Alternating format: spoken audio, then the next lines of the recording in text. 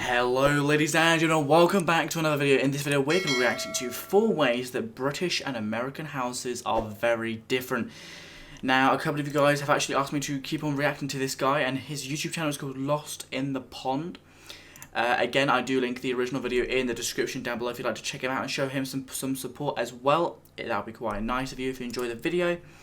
And yeah, I hope you're having a great day. And without further ado, let's get it with this reaction. And tea drinkers that we are, we love our kettles, don't we? But they're not just any kettles. These are ones you plug in and then hit the switch to turn on the plug, because I forgot to mention that our plug sockets also have switches. Do American plugs not have switches? I'm rather confused now. Because, yeah. Also, I don't like tea, so... I like iced tea, to be fair, not actual tea. Hello, I'm Lawrence, and I'm on a quest to uncover all of the memos that Britain and America lost in the pond, and one of those memos pertains to houses, the things we live inside.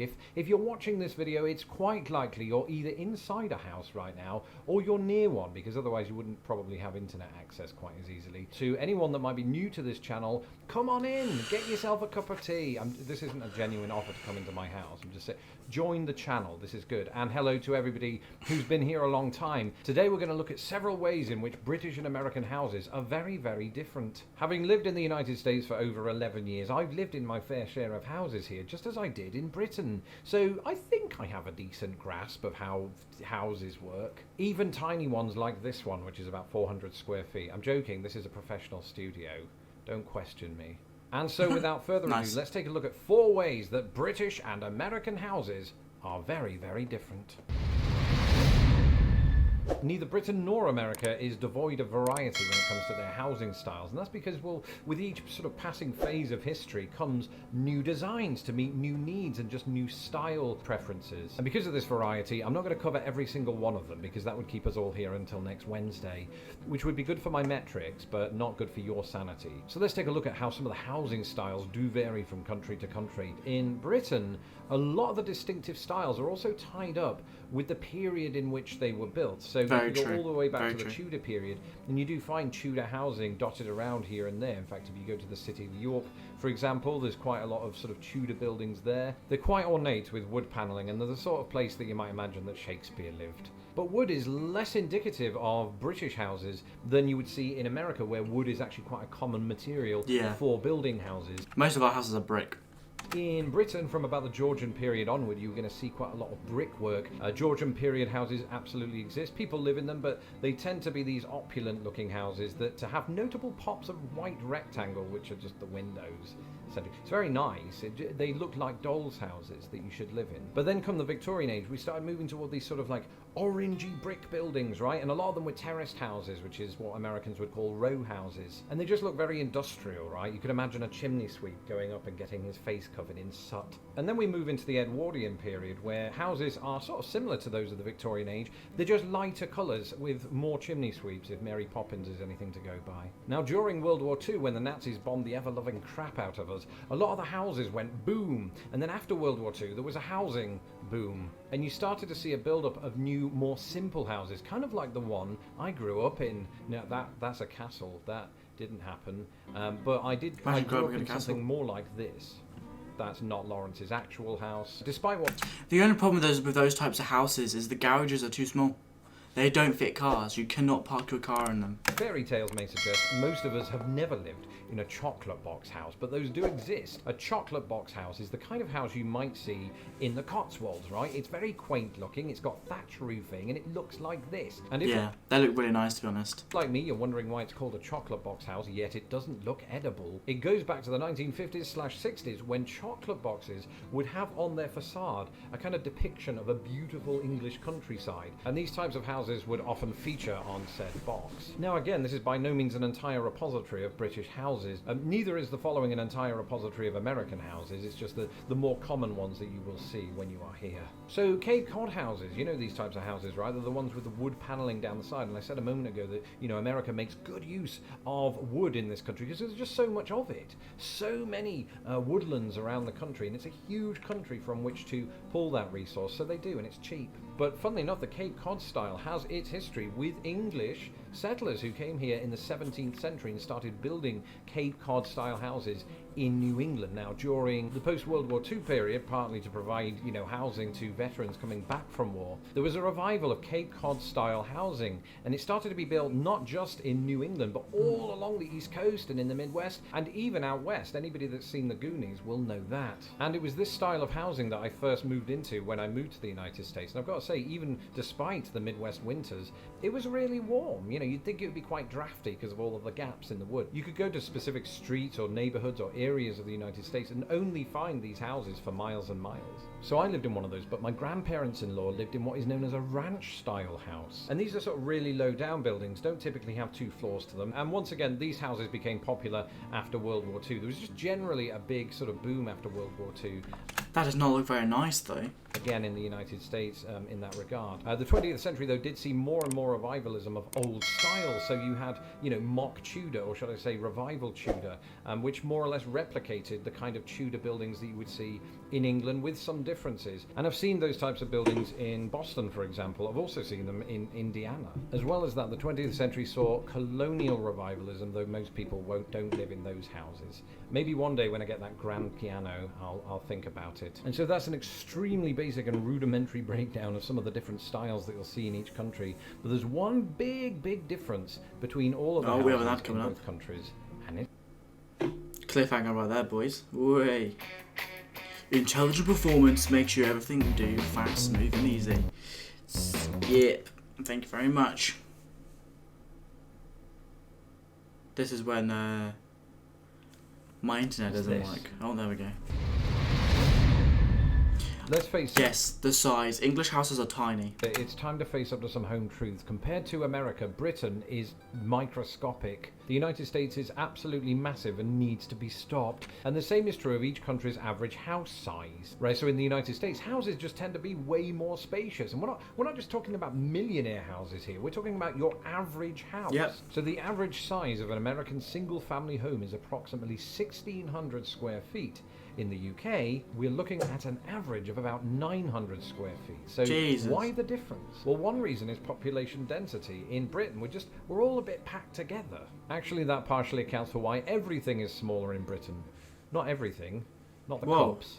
But in America, there's just so much land, and relative to that land, so few people. So, make them as large as you want, and they do. They're huge. But also, a large majority of American houses are relatively new, meaning that they were able to benefit from, building methods and materials that other countries like Britain were not. And the post-war expansion of American highways meant that this was enhanced even more. Those materials could be moved around the country more easily, and of course, this ushered in a more grand housing development. Now, all size aside, try saying that after 10 tepid tequilas, things become subtly different once you're inside the houses of either country. Is gadgets the right word? I don't know, I'll have to fire my graphics team. Either way, we're essentially talking about accessories, the things you have in your house that make that house work, even when you're doing the house work. So for example, airflow, right? America's bigger on its overhead fans and air conditioning units. We don't usually use those. I mean, we like to punish ourselves, especially in the summer, but we can crack a window open and it doesn't get oppressively hot. Always. And so we've mostly been fine. Sometimes it does, and you can't get the heat out. Insects get in. So daddy longlegs will get in the house and mosquitoes, but it's a small price to pay for not having air conditioning.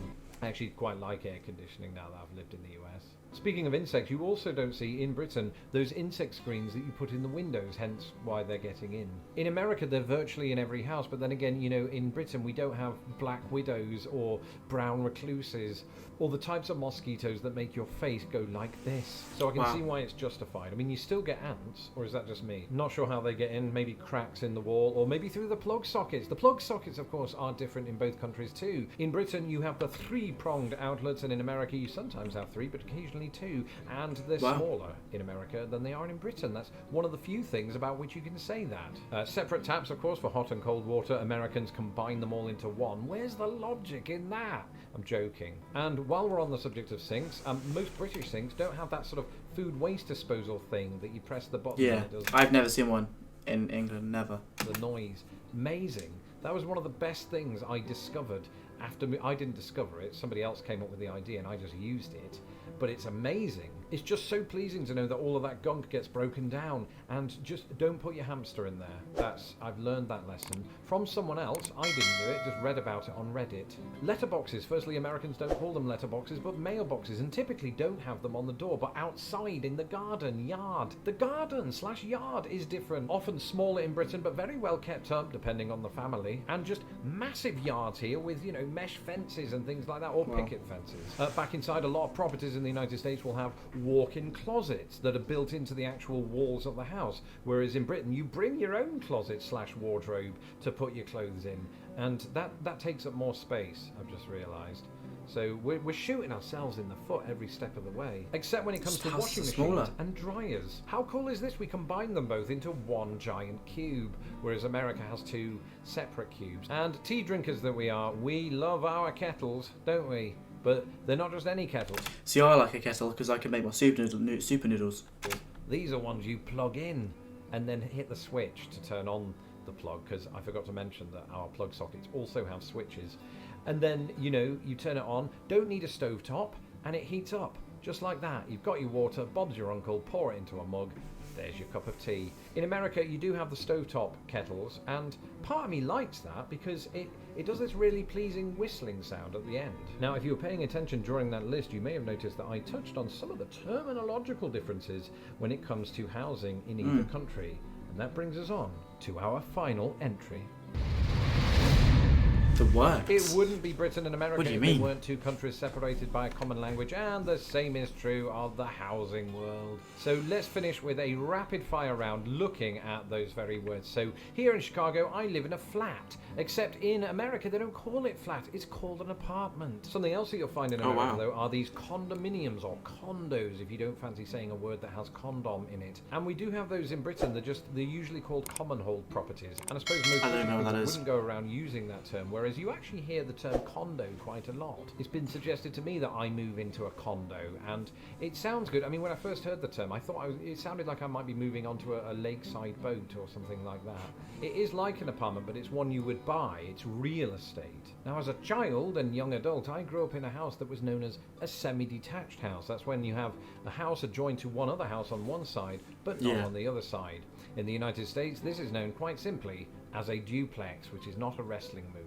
If it is adjoined on both sides with another house, then you are part of a line of houses that are known as terraced houses in Britain. In America, they're known as row houses because they're all in a row, presumably. Then there's council housing in Britain versus the projects in the United States, and that's just another way of saying public housing. To control the electricity flow in Britain, you have the mains power. In America, you have the grid power. And what if you're sick and tired of the place that you're living in and you just want to relocate somewhere else? In America, you would just simply move. In Britain, you'd move house. And on that note, I'm going to move out to my outro transition because this is the end of the video. Let me know in the comments below if you're watching this from your house right now, or... Well, there we go. I actually learned quite a lot of things. Like, why do they not have switches? Do they not want to like manage the amount of energy they're using, or is it just not cost as much over there? I have no idea. Because I remember, because I'm in a university accommodation right now, and if I move out or if I go back home for a holiday or whatever, I have to make sure all the switches are off. Do I do that? Maybe, but you're meant to turn them all off because the uni doesn't want to waste electric. Even though the things that are plugged in aren't being used, they just want it all to be off. But yeah, if you enjoy this type of content and my videos, don't forget to leave a like and a comment down below. Again, the original video will be in the description down below if you'd like to check them out and show them some support. And if you want to show me some support, it would mean the absolute world to me if you hit that subscribe button so you know exactly when I upload, if you hit the notification bell as well.